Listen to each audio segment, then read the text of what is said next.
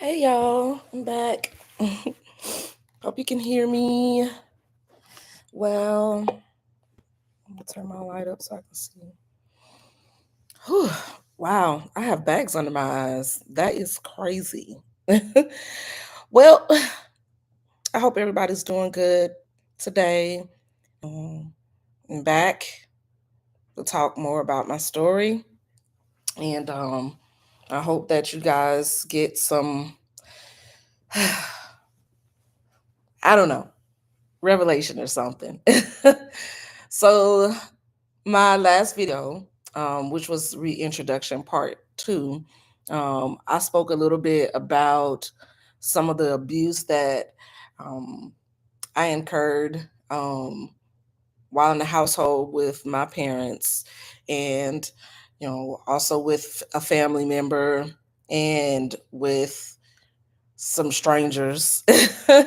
um, and so today I was reading a scripture about not thinking more highly of yourself, but always remaining in humility. And as I was sitting there meditating, God, God told me, well, basically just that, like this whole thing, this like my whole life, even up to this point, um has made me a more humble person. Um, I am going to do my best not to get emotional and not to cry when I talk to you all about this. But and it's okay if I do. I'm good with telling my story.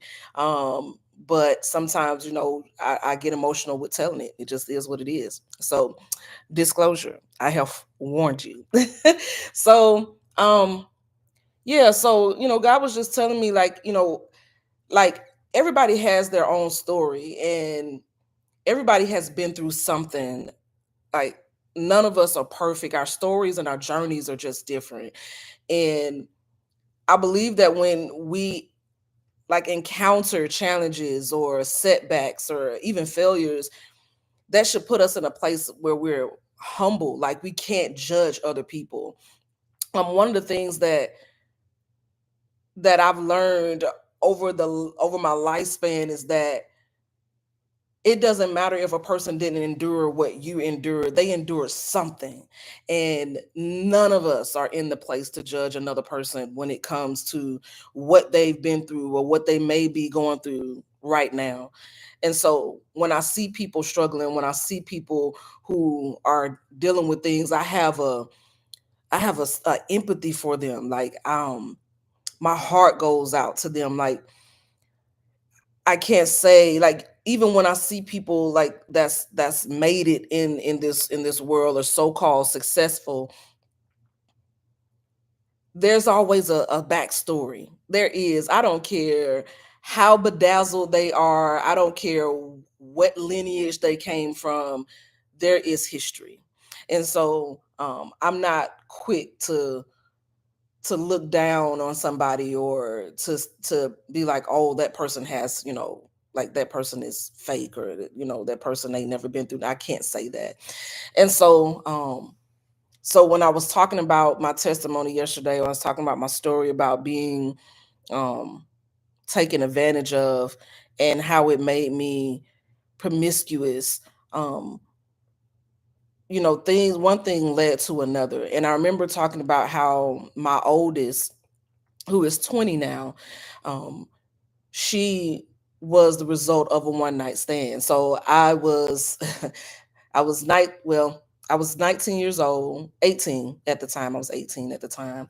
And I was out at this club. And let me tell you something. It's so interesting. Like, I was out at this club with my dad.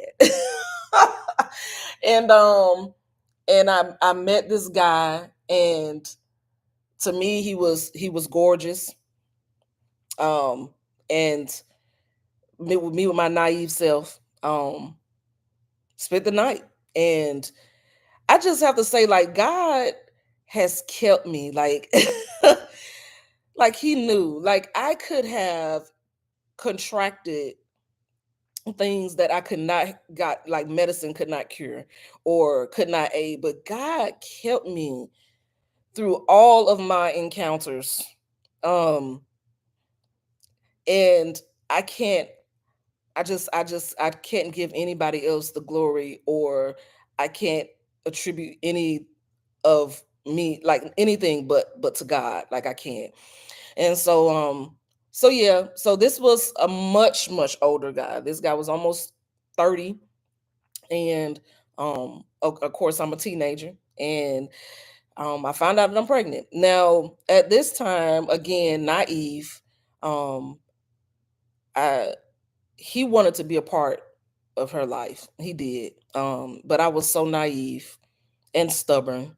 I'm still stubborn. But I try my best to use my stubbornness in a good fashion. But anyway, I decided not to allow him to be a part of her life. And I ended up raising her on my own. Um and that's okay. It's okay. She was my first. At this time, I was living with my great grandmother, and I had spoke to you guys on my last video about my great grandmother. She practically raised me. I was with her when I was younger, before everything transpired, and even a little bit after that.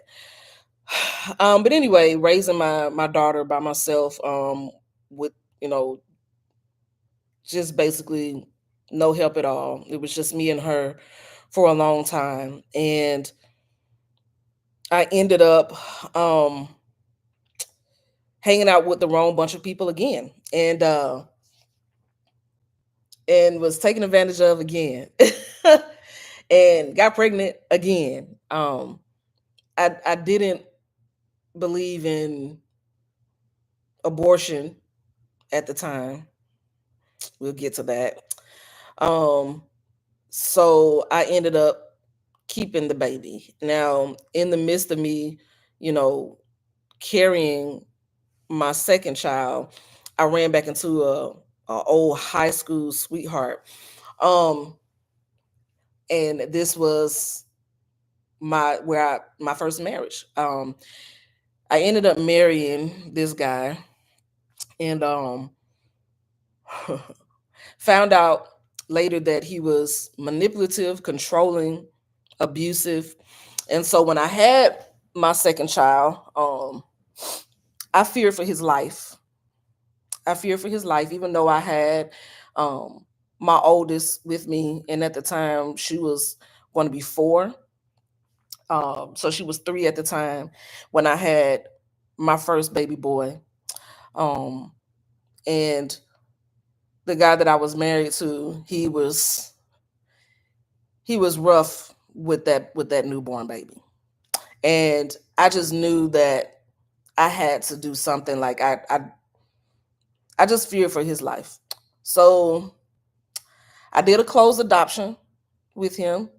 Um, I think about him all the time, and sometimes I pray that one day he'll find me, um, because right now he is 17, 18 years old. Um,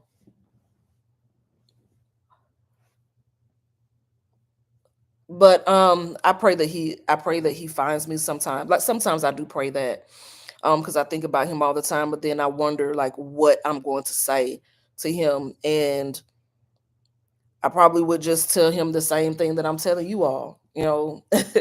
I fear for his life, and I gave him up for adoption.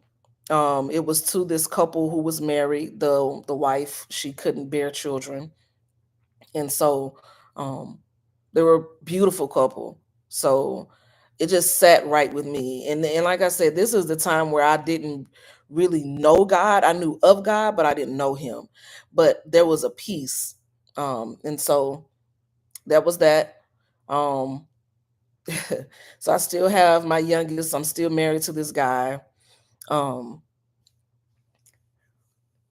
and the abuse that I endured was so severe. It didn't really start until I followed him to Minnesota to live with him and his sister. And I had I had my daughter with me, and the the environment was not becoming, like, they sold drugs out of the house. And where we were living in the house was not the best. Um it was not the best environment. And I remember I was working at a Burger King, and when I came back that day, um we had a huge argument about him selling as well, with my daughter in the house. And so that's when the abuse started. Um like the real physical abuse. Like, there was always verbal abuse. There was always like a getting up in your face thing. But this time he decided that he was going to put his hands on me. And I remember, like, when I was younger growing up, I would watch shows like Jerry and Maury, and um all of those, Ricky Lake, like, just watching all those shows where, and I was like, ain't no way no man about to put his hands on me, like, and that's what I mean, like, by having humility and not being judgmental, because you never know. And this journey is not for everybody. So, but I remember watching these shows, and I was just like, yeah, I could, that couldn't be me. That couldn't be me. I'll be fighting, I'll be doing all of that. But um that wasn't the case. Um God had to show me. He had to show me. He allowed some things to happen. And like I said, he decided to put his hands on me. And I had a black eye. I had a busted lip. And we're living with his sister and her baby dad, and she didn't say a word. It was like, it was almost like it was common or something. Like, and as and I went to work the next day. Um and nobody said anything then. And I ended up quitting that job.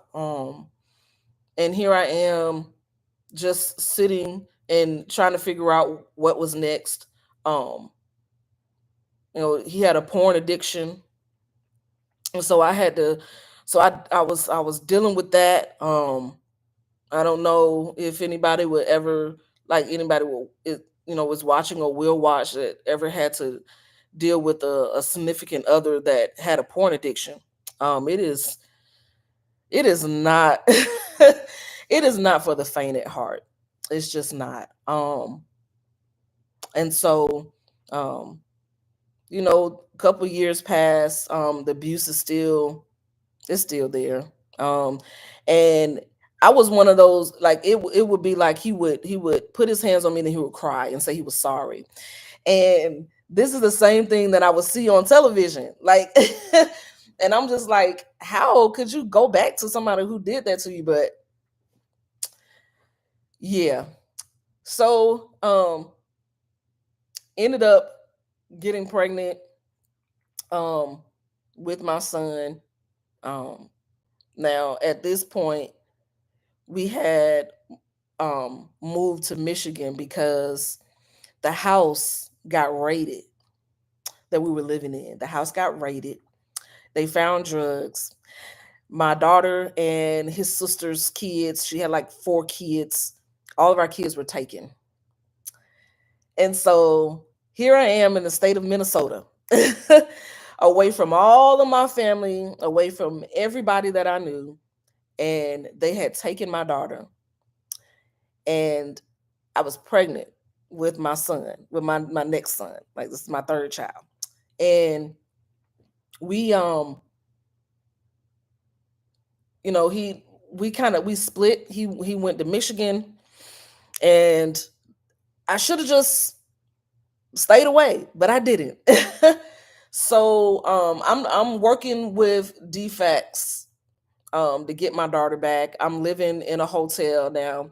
Minnesota is at that time was known for women and children. Like they went in for their women and children. So they put me up in a hotel. I started getting like visitations with my daughter where she would be there overnight. So I had this plan, but yet I was so stupid. I was so stupid. Um, I was going to run. I was going to when she came, I was going to take her and we were going to go to Michigan. Um, this is probably the worst, like is one of the worst mistakes I made um in this journey. I had a lot of bad mistakes in this journey, but this was one of the worst. And so um I put I'm getting the bus tickets and I put her name on there, but I put like a different name for me, but I still put her name on there. So they were able to find us. So once we're at the bus station, and next thing you know, Defects walks up into the bus station and was like, Miss, at the time, my last name was Yarji. Miss Yarji, you cannot take this child out of the state. Like she's still a ward of the state. So she takes my daughter and she says, you have a choice. You either can stay or you can leave. And I was so like attached to the man that I was married to at the time that I said I'm gonna leave. But I didn't leave and not fight for my daughter from where we was. We went to Michigan, and the abuse was just as hectic. But I remember getting a job. I mean, I like Michigan. It snowed really bad in Michigan. Like that state. It got so much snow, and I had to walk in the snow. Took the buses to work. I'm still working with Minnesota with my daughter, um, and at the time, like I didn't know everything that my daughter was going through in her foster home. Like I didn't know. And so I'm still dealing with the guy that I'm with, and we're living with his cousin and his baby mama. And I'm still dealing with the porn, like still like, oh my God. I just felt so betrayed. It was just really bad. And the abuse was still really bad. The baby mama of the cousin did not want us there. She was something else. Um and she used to give us hell. Do you understand me? Like hell. And I just knew that we had to get out of there. Um, so we ended up getting a house. We rented a house off of 8 Mile in Glastonbury in Michigan. I'm trying to say this stuff is like embedded in my memory. Like it's when I retell it, it's almost like as if it was yesterday. And we were in this house, and we had a slumlord. For you all that don't know what a slumlord is it is a person who does not use any of their money to take care of any of the issues. They wait till you pay rent and they use that money to make the fixes on the house. Um, so just imagine not being able to get anything done because we have to wait till we pay rent. And but again, naive, not knowledgeable, not knowing the laws. I just kind of went along with it. And we had so many issues in that house, but um I ended up having my son in Washtenaw County, at Hospital, Washtenaw County Hospital. I ended up having my son. I got really like sick. I lost a lot of blood. I ended up having to have a blood transfusion. But what I did not know is that Minnesota, who still had my daughter, knew I was pregnant, because they got in touch with the defects in Michigan. So I have my son. Just imagine having a newborn child, newborn baby, and they take him. They took my baby because I had another child at defects in another state. So they took my baby. I had to leave the hospital. without my baby. So things really, really got real. And I said, I got to do something. All while my daughter is still in Minnesota, I'm having video visits with her. But it's not the same. I'm promising her that I'm going to come get her.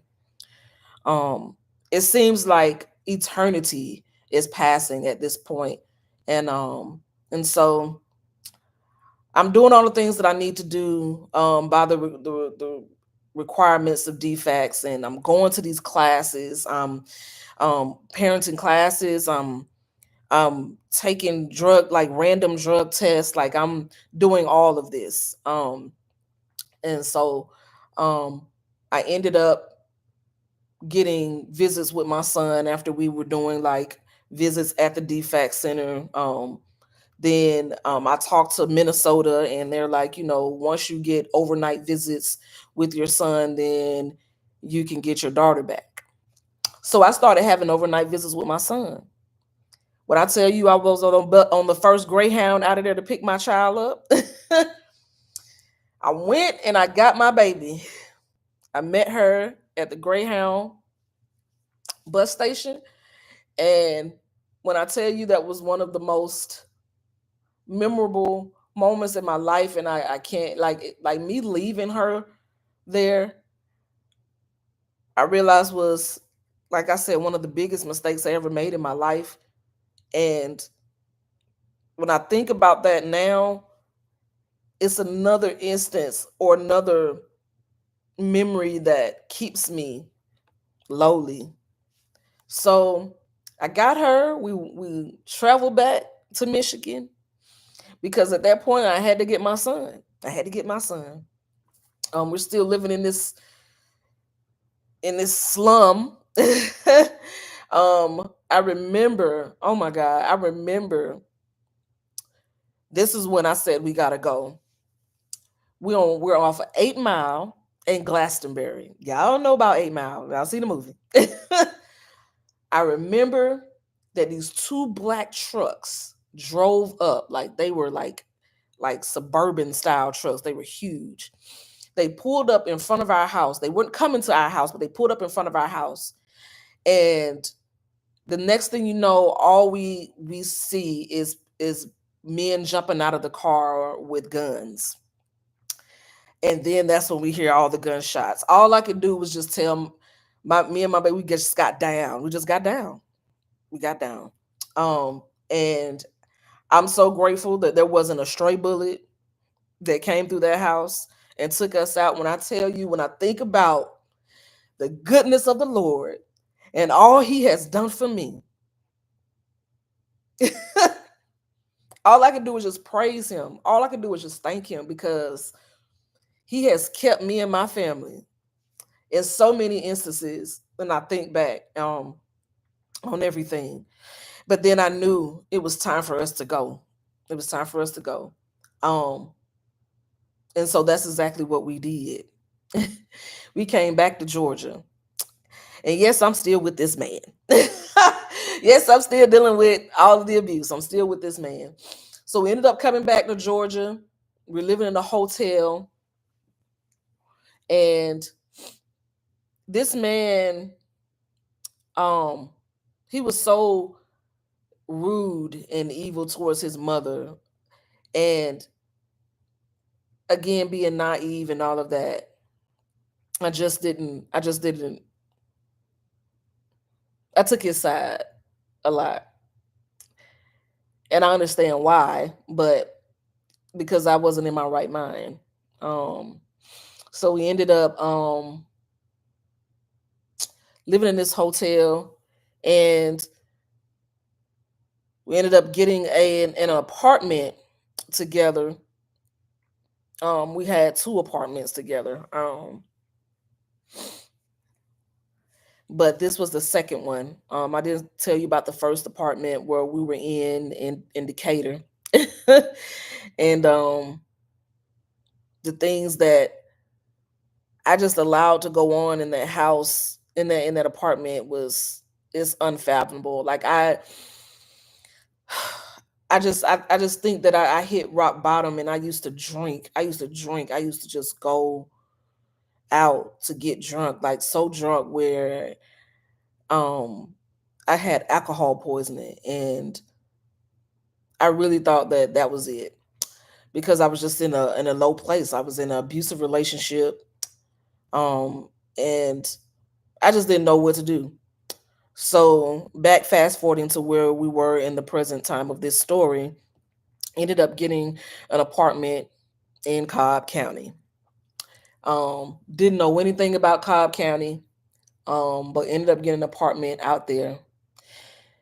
And when I tell you the abuse resumed to another level, because then he started putting his hands on our kids. Um, um, I remember him taking my daughter. She was like 6 or 7 at the time, and like he got so angry with her. My daughter, she was always small. She's still small right now, but she was so small. Like her, like when she was younger, like 5 or so or 6 or so. Like I would it like to bathe her. I used to be real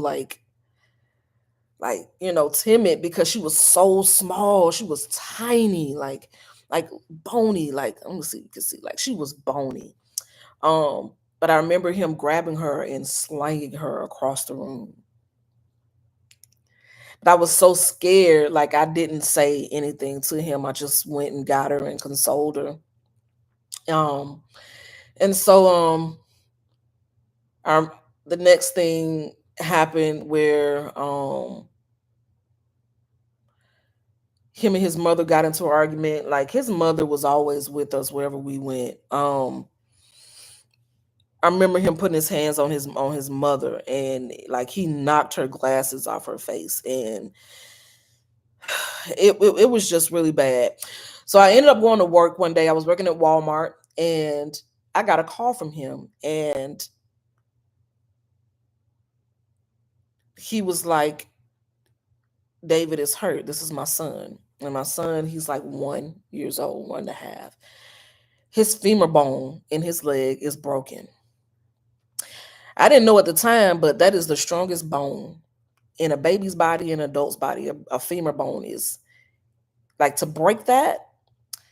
And the story that he told me, I believed him. Like there was this red Clifford dog. It was really low to the floor. It was like one of those little roly things. So we ended up going to the hospital. He had a cast, like from the middle of his stomach down his right leg, because that's where his leg was broken, his right femur bone. Then across his like the top part of his thigh on his left leg. And he couldn't do anything. And it was so pitiful because he had to like pretty much drag his cross. Like, I mean, he's one, so he's crawling, he wants to walk, but he can't walk because he has this. And I remember like, changing his diaper and him getting soiled. Like he has a cast on. So you had to kind of put the diaper on, but make sure it was tucked in the cast, and you had to change it often. And so after I say probably like a month or two, I called the doctor and was just like, it's just I can't, like the smell, like you got to do something about it. Can we change his cast? So the doctor was like, we're gonna bring him in, and so he brought him in. They did an X-ray on his leg, and his leg was healed, but it was still fragile. So he told me, he's like, look, I'm gonna take the cast off, but you all got to be careful, um, and just be careful. So he took the cast off. I was so excited about that. And me and his dad was, like I said, we weren't the best parents. I know I wasn't, because I sat there and dealt with abuse for forever. But it happened again. So this time when we went to the hospital, they took both the kids. It's the second encounter with defects. The second encounter with defects. They took my daughter, they kept my son, and my mom, she enters into the picture. And they went to court. We went to court. Um, and my mom got custody of the kids because I ended up getting locked up. They said that I was a part of the abuse. So I'm in jail. I get locked up um, in October of 2016. I'm locked up. Um,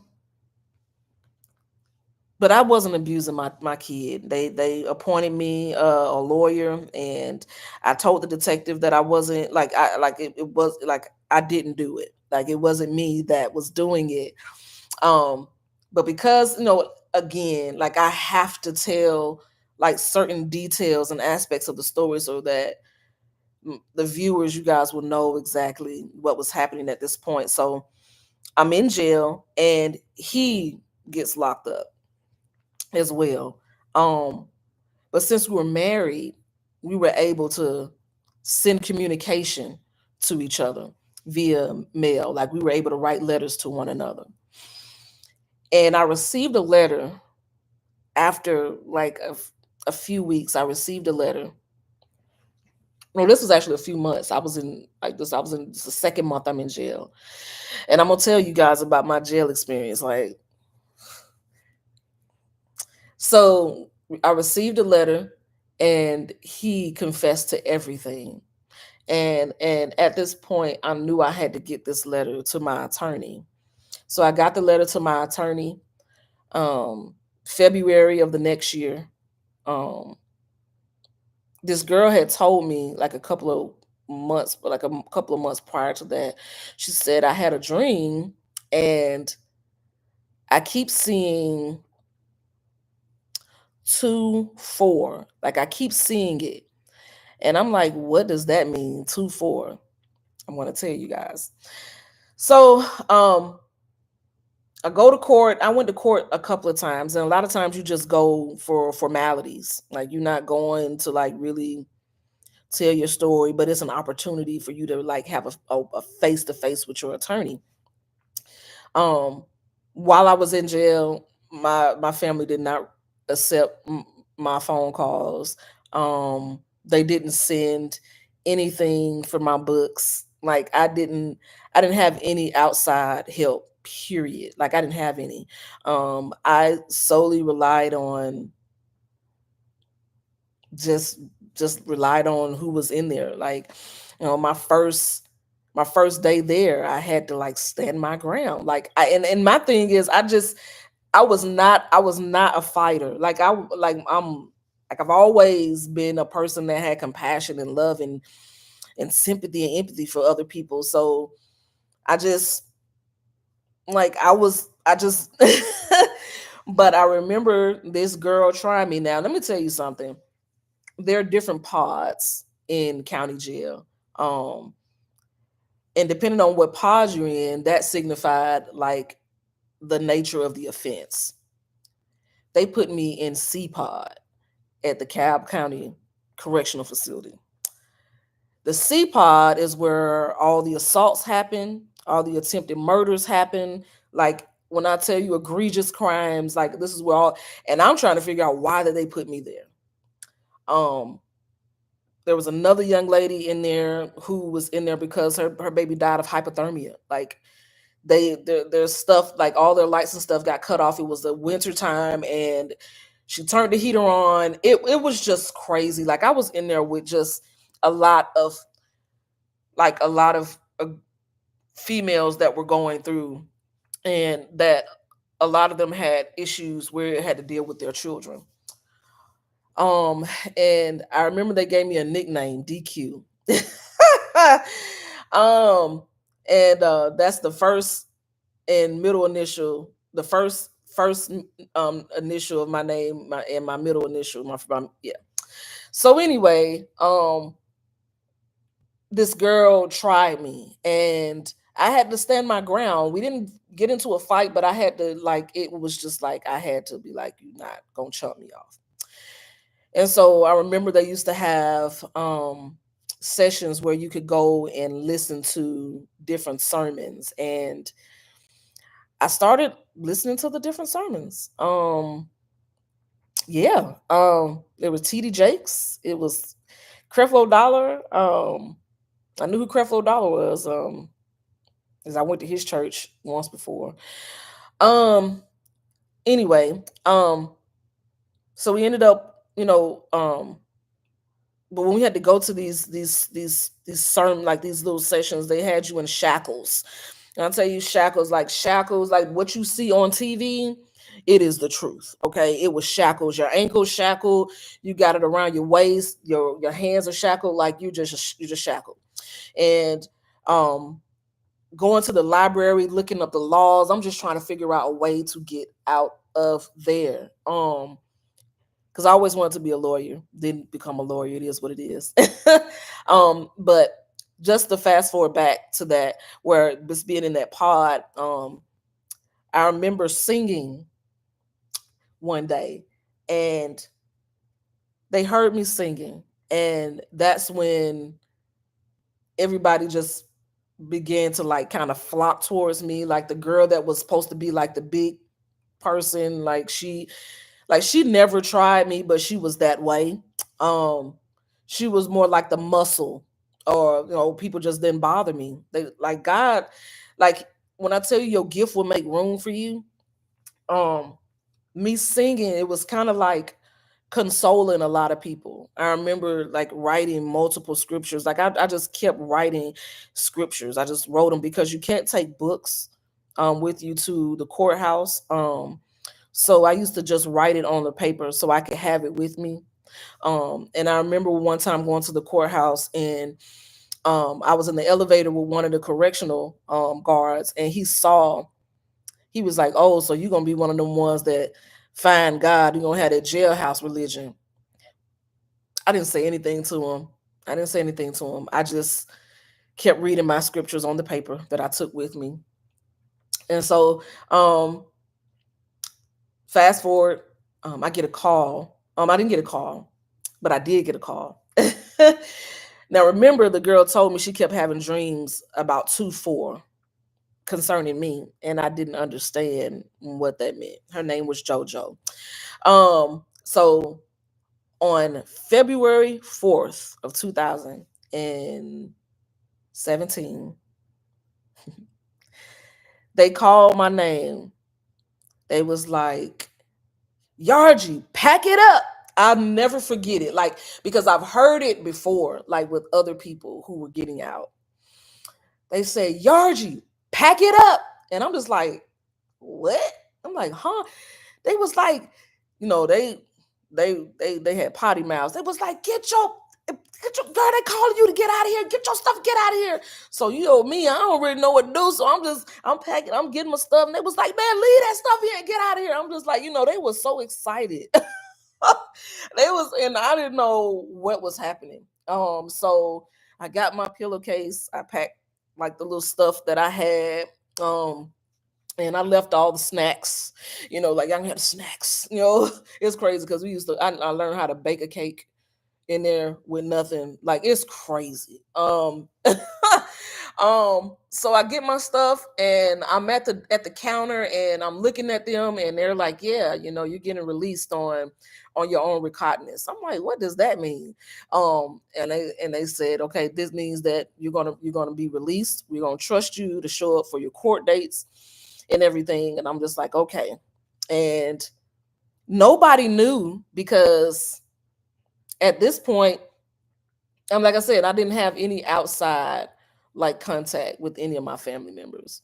So I get out, um, I get to make a couple of phone calls, and my dad answered the phone, and just so happened that my dad had an apartment up the street from where I was. And it was so cold. It was so cold that day. And I was standing there on the side, and this lady drove by. This lady drove by, and she stopped, and she gave me a coat out of her out of her car. because when I got locked up, it was like the summertime. Like it was still hot outside, and I had on shorts. I had on short sleeve shirt. I was freezing, but she knew. She knew. And so I just remember walking to where my dad lived, and I stayed with my dad for a little bit. And so, but at the time, the man that I was with was still in jail. And the crazy thing about it, I didn't know that it was the same jail. They had a men and a women's side. That's crazy. I had no idea. Um, but I still didn't leave. I still didn't leave. I stuck it out. I stuck it out. Um it wasn't until after I got a phone call from my lawyer. It was September of that year. It's like it was a year from September to September. Um I remember because I spent Thanksgiving and Christmas in there. But I got a letter and I got a phone call, and my lawyer was like, "Yeah, they're dropping all charges." I said, "What?" I'm sorry, come again? He said they're dropping all charges against you. Yeah, they're just dropping them. And I can't even regurgitate the feeling that I had on the inside of me. But the man that I was with, he got charged and convicted of child cruelty. Now, I didn't even tell y'all the charges. Like I was facing like multiple child cruelty charges, but they dropped them, and he ended up being convicted of the charges or whatever. So I'm at 40 minutes right now. So I didn't realize that I was going to go this long, but I'm gonna I believe I'm gonna stop at this point because I think this is a good ending point. Me getting um, released, and all the charges being dropped. Um, so I'll pick up my story from that point when I come back. Um, Thank you, Bianca. I see you. I see you. I thank you so much for being so supportive in everything and every endeavor.